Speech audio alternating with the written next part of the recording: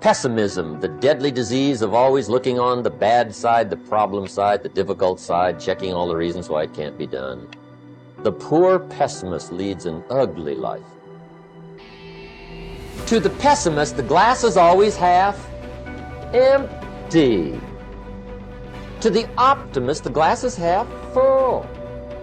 Why would the same measure affect people two different ways? Answer: it all depends on how you look at it. Our lives are mostly affected by the way we think things are, not the way they are. The way we think they are affects us most. He doesn't try to figure out what's right. He tries to figure out what's wrong. He doesn't look for virtue. He looks for faults. And when he finds them, he's delighted. How ugly. Young people always have a reason to be upset and cynical about the current state of affairs, and it's that way forever. And it's easier just to accept that, because there's also a positive element, and the positive element is, well, you've been granted something rather than nothing, and maybe you haven't been granted pure hell, because especially in a culture like ours where many things actually function quite well, so there's room for gratitude there. Even if it's a broken machine, it's not one that's completely devastated, and it's not absolutely hell-bent at every second on your misery and destruction. And it easily could be, because many societies are like that. And so the fact that we happen to live in one that isn't corrupt beyond imagining is something to be eternally grateful for.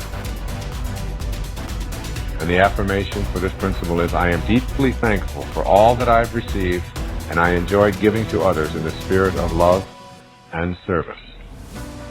This is a very important part, not only of being able to show up in your life what it is that is the fulfillment of your heart's desire, but it is also a beautiful way to begin living your life every day.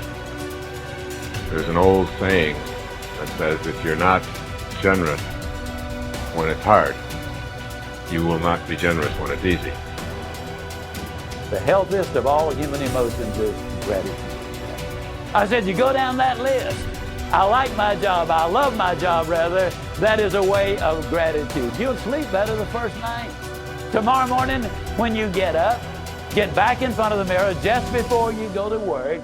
Get back in front of the mirror and repeat the process again with excitement and enthusiasm. I love my job because, and take the list with you.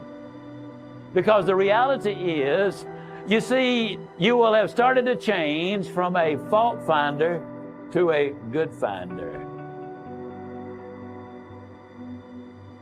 Every achievement in the world was first initiated as a creative idea.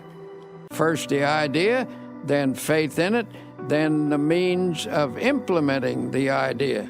That is the way success proceeds.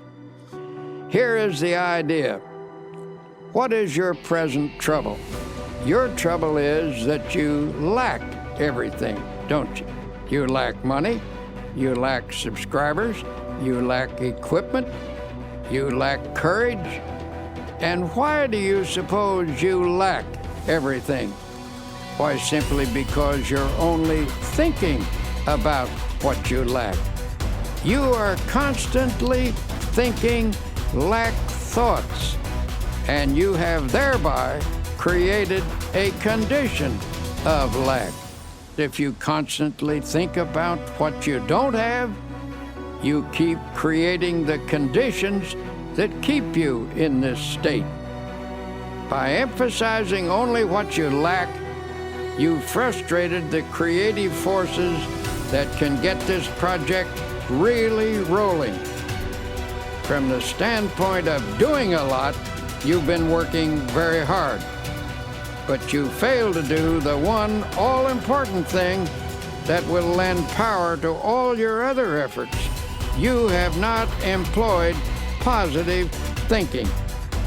To correct the situation, to reverse the mental process, and begin to think, instead of lack, to think prosperity, achievement, and success. Don't hold on to the mental pictures of difficulties and failures. Lift your mind above them and visualize instead powers and achievements. When you elevate your thoughts into the realm of attainment, you look down on your problems rather than up at them, and thus you get a more encouraging viewpoint. Always come up over your problems mentally. Never approach a problem from below